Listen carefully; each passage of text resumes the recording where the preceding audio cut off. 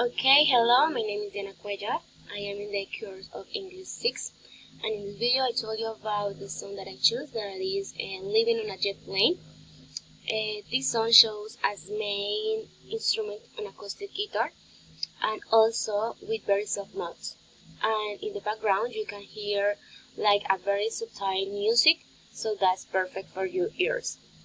The instruments produce calm and a feeling of like hope, love, and like romantic song, a reunion, which for my part, that kind of music or song is better than other ones. Because this make my life easier to carry out. So I think that is a great. The song is slow, which makes it perfect for when you feel like romantic or like nostalgic, and shows how you can return to love.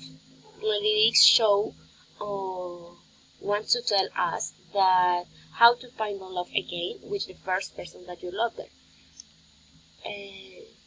That is not become like painful thing to return, and I will remain as the first time like all this pink rose, and how important the partner is for our life.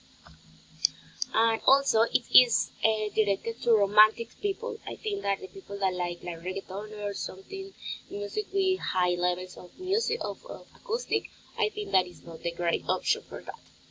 The love of the softness in songs and harmonious for the ears, I think that this song is perfect for that person.